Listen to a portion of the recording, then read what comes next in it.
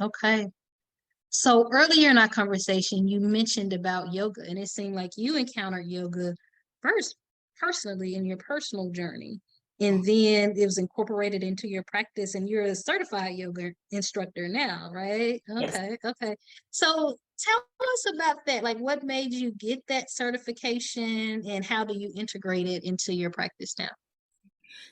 I, again, forever a learner, learner, that quirky part of just, oh, I like this. And again, that inward orientation. I'm doing it because I like it, so it doesn't matter what Mhm. people think, or if Yeah. I'm gonna be good at it because I like it. If you keep doing something you really like, that's just Hmm. a byproduct of it, that you're gonna be good at it. Right. So, so my first yoga class, I like the people, the energy. Not everyone is like this, but I happened to go to a studio where it felt like home and very inviting. And so I wanted to keep going back to get whatever that was that allowed them to walk around in that level of regulation.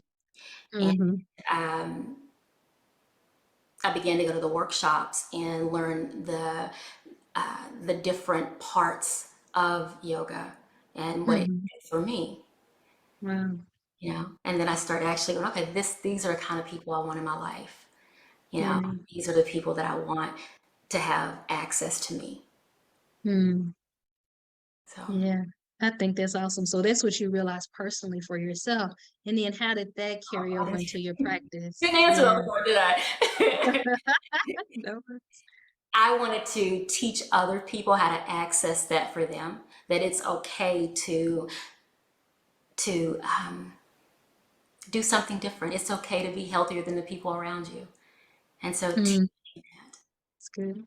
and, Mm-hmm. and witnessing other people going through that. So I began Mm-hmm. to incorporate it because, again, you have some people, I see some people who have big T traumas, and I see some people who just have these little T traumas that keep them looping in the same types of experiences. Mm-hmm. And so once you begin to take a step back, and which things, what core beliefs are limiting for you? Which ones,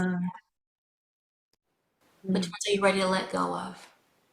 And when people take that step back from, I like how you said earlier, a regulated, balanced, or grounded place, then that helps them to be able to better discern the types of beliefs that's not serving them well, like that's not healthy for them in terms of where they want to go in life. And then they're able to kind of decide this one, unlearn, we're gonna work through kind of unlearning that. And then which ones do I want to keep? And I love and there's a container work. So if you don't think about it, just container work for mental health purposes, yoga fits that well in terms of being okay. able to be more aware and attuned to your body. So even the Mhm. movements, even in our culture, especially Western culture, when you're looking at some of the poses, people will think, "Oh, I can't do that." Well, it's really not about being able to do the poses. It's literally being able to notice where your body is in space. Mhm. From a mental health perspective, if I can get someone to shift their awareness to the back of their spine and literally pull their shoulder blades down, yes, I can actually go into an inversion like that, but I can also begin to release some of the energy, because Mhm. our emotions are, that's energy in the body. A feeling Mm. concept here, but the emotional part, the sensation of it, happens in our body. So it seems like you're saying again, going back to the holistic approach, is that we have to be mindful of how all of what we're thinking and experiencing emotionally, how that impacts how that shows up in our body. Yes, yes, And then also, of course, in our thinking, but certainly in our body, we have to be more mindful of that, it sounds like. Yeah. When absolutely. you talk about yoga, I really have to address this, I feel like, because I feel like as you're talking right now, you're talking about concepts that are grounding and centering. And even if we're experiencing and witnessing pain and suffering around us, it is one way to help us access calm, really access regulation. When you work with people in yoga, or your experience of yoga, does it have to be, or is it attached to a certain faith tradition or spirituality in that way? Or what do you think of? Do you have to be of a certain faith tradition to do that? Absolutely not. No. And Okay. there are certain religions, especially Hinduism, that will use yoga, but yoga does not is not affiliated or tied to uh, a a religion. No, no. Okay. And Okay. So when people go ahead. Uh-huh. so yoga means to yoke, evenly yoked. So yoking the mind and the body. That is it. It's connecting. It is literally, and even in Hinduism, I will say this: the yoga is used to be able to talk to or listen to God. You know, it is so that you're not stuck in your body or Mhm. unable to have that flexibility that's needed. You're not caught or stuck in your own thoughts. So it's to be Oh. full of all of that so that you can hear him. So if prayer is the way that we talk, meditation is the ability to listen to the answer. Oh, I love it. I love it. So I like how you said yoga. Let me go back. You said yoga, like one definition of that is to yoke, to basically bring together the mind and body. Is that what you're saying? So it's not misaligned in such a way that's not helpful or healthy to people. Align it. And then if we do that, then it could help us to have greater access for those who do have a spiritual orientation, that maybe that could have us be more open and have greater access really to God, to the transcendent, something beyond us, the spirit realm kind of. Absolutely. But people don't have to do that. It sounds like they don't have to go with it necessarily if they don't have a spiritual orientation. Is that right? Like they can still just open up to wisdom or however they think about it, the wisdom within, or is that still yoga could line up with that? Yeah. Absolutely. It is a very neutral backdrop, and you use it the way that you need to so that it filters in what you need. Okay. Gotcha. Dr. Wayne Dyer, he was really big in yoga in Indo, Southeast Asian and Indonesian types of religion, but he was Christian. And if you look, he says, I'm Christian faith. He would use it and he would tie it in ways that are just beautiful. I love his recordings as well as his books. But one of the things he said, it allows sometimes that we're not on the same frequency as God. And so the goal is to walk in spirit. And he talks about being able to walk in spirit using some of the techniques. So one of the vinyasa part of yoga is the movement so that your body can rest, your muscles can rest, even the breath work. So expansion is the ability to take in what's going on around you, and then the exhale, or you're contracting around whatever it is that is happening. So expansion is being open to the world around you, and then Mhm. contraction is knowing to close off when you have enough. So it's Mhm. being able to set up the rhythm and pacing that needs to take place in your life. So, Mhm. I love it. What was his name again? a Wayne Dyer, uh, Wayne Dyer. yes, Okay. I'll have to put Okay. it in there. But yes, I Okay. love. Okay. Excellent. I just want to put that out there in case people wanted to look more into his books or his resources, especially coming from for people who are Christian faith, and how to be open. Because I know I've come across kind of some Christians that struggle with, okay, now how do I integrate yoga into my life? But this is my faith. So it seems like he was able to do that in a way that worked for him. Use Yes, it in a way that worked for him. I That's think wonderful. there's negative thoughts be gone, but the it's his book. But I want to say I'll have to get it for you. But the recordings are great because there are also recordings of Dr. King as well as Gandhi, and how a lot of the foundational beliefs that Dr. King began to use were from Gandhi's work and this Mhm. understanding of people and how to use that in a way to create community. So Wow, I love that, creating community. Because you said earlier the importance of connection. The yes, connection is critical because I know we get a lot of that connection through community.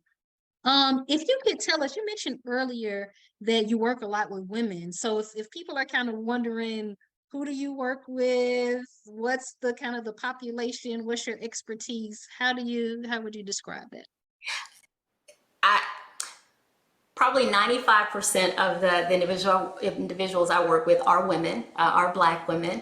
However, I do get some men, some women who are not Black, and I can work with anyone and everyone. Whether it is, I do work with just adults now. At one point, I was working with children, but I've switched over just to work with adult clients. Um, Okay. Anything from, like I said, little T traumas, relational issues, to big T traumas. So I'm specialized in working with individuals who've gone through traumatic events, so significant, Mhm.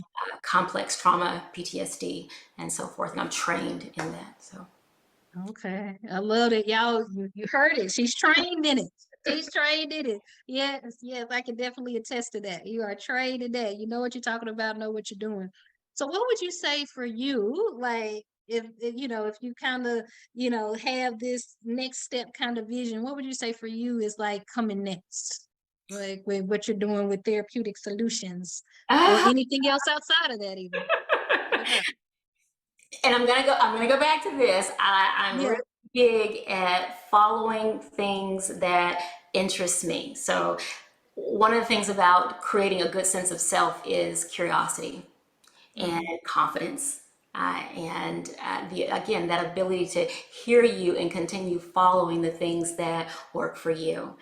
So probably about, gosh, several months ago, I had taken a class on Chinese medicine and herbs. And so again, I'm vegan, and one of my Instagram pages is on food. So I'm a big foodie, and I wanted to know more about some of the herbs that can be used to help with healing. And so the class was just great. And so I'm listening to this, and I'm talking to some of the professors. So it was a class out of Berkeley. And I ended up, so again, this is a long story. So I'm in a doctorate program, and it was through California. I met the professor here that I was working with, and somehow I got in contact with the professors at Austin, and they asked me if I wanted to, and I was thinking, I don't know, I'm not sure if I want to do this, but I ended up switching over. So I have this integrative medicine doctoral graduate work that I've been doing, but I've added integrative medicine and acupuncture. So this semester I've been flying back and forth to Austin for classes and coming back, and I'll be there this summer. And so I really want to do something that looks like a wellness center. So I started there, and I just said, okay, I want to open this, but there are too many weaknesses in terms of the things I want to provide. So I started learning more about it and more Mhm. for myself. So I think Mhm. it's going to come together. Okay. I I'm quirky. I'm going to say that. I think it's going to come together. Probably people don't look like me when you think of, acupuncturist. So, as, Right. Yeah, but if that is a part of your gift package, see, this is what it's about. That even like you say, hey, I might not, whatever pops up in people's mind when they yeah, think about yeah, it might not be me, but like I love how that's somewhere, it must be somewhere in your gift package, right? Because you said it you were curious about it and yeah, curious enough to pursue it and add it to your doctoral studies. Right. So that must be something that's in your gift package because it sounds like from the time, at least when you were in college, if not before, somehow that's been what's been unfolding for you, right? That your curiosity, what brought you joy and a sense of purpose and what fed you as you did it, it seems like that has been manifesting in a very productive and fruitful way for you. So I trust that this will be no less than that. and So I will however say that you with this, incorporate. Mm-hmm. aligning yourself with people, like-minded people, Yeah. because literally as this was happening, I'm thinking, nah, that's a lot, and nah, I don't know if I can do that, and then really working with me and saying, no, you can do this, and no, lab can be at this time, and you can come down and do this here, Mm-hmm. and having a community of people who believed in me to Mm-hmm. say that no, you can do this, and look, this is what this is going to look like. So Mm-hmm. that's important too. Sometimes when when you hit the, you asked earlier, when you hit those places and it feels like it's too much. Aha, this is one of those. I did not think I could do that, and having people around me sometimes, and that's a thing about orienting to the goodness, because if you're not and you think, you have these people around you and they're not good, when you need that, it's not there. We are social beings, and if you align yourself with the same energy, because they saw something in me when I thought, I don't think this is possible, and encouraged me and welcomed me, because Uh-huh. I'm not 20 something and I'm thinking, okay, and I'm switching up and doing this, and welcomed me Mhm. and saw my Yeah. vision. So that was it. Very, Wow. Wow, that's good. They welcomed you. They saw you. It seemed like they supported you. They were flexible. And it sounded like since you have been doing your own intentional work, that you were also oriented in such a way where you were open to seeing that and receiving that as well. that's huge. There are so Yes. many of us that we block our gifts, or even the ability to birth them, because we won't trust it. Mm, I yeah. think that, or Yeah. trust the help that someone's helping us. Mm-hmm. Yeah, and really trust it, like it and have to be all the time some ill intent or anything like that. That they really could be somebody like-minded people that just really want to support me in my journey. And so, and Tanya, I look forward to whatever it is that God continues to birth in you, whether it's a wellness center, whatever it is that you birth, I know is going to impact people. It's going to make a difference in the lives of people. I mean, and just bless people. So, yeah, we look forward to that. How can people find out more about you and maybe your practice if you're on Facebook or Instagram or Yes, anything? Yeah. yes. Okay. So Facebook, at Therapeutic Solutions, which is my company name, and then on Instagram, it's the Holistic Vegan, and there, it's all of the functional eating and vegan recipes. And as I go through this class, and I'm herbology right now, there will be more herbs and things to use in terms of creating more regulation in the body, as well as up-regulating, so that when we're feeling down, so how to bring your body back up to that place that feels good as well. So Wow, I love it. So on Facebook, Therapeutic Solutions, yes, on Instagram, The Holistic Vegan. yes. Man, I love that because that definitely, and we can keep going because we can unpack that even. We can just unpack it. But hopefully people can go out there and on social media, learn more about you, connect with you if that's something that they're wanting to do. Thank you so much for your time, for sharing your journey with us, your process and your gifts. It's been another edition of Birthing the Gifts. It's a Process conversation series. Thank you everybody for joining us today. Thank you, Tanya.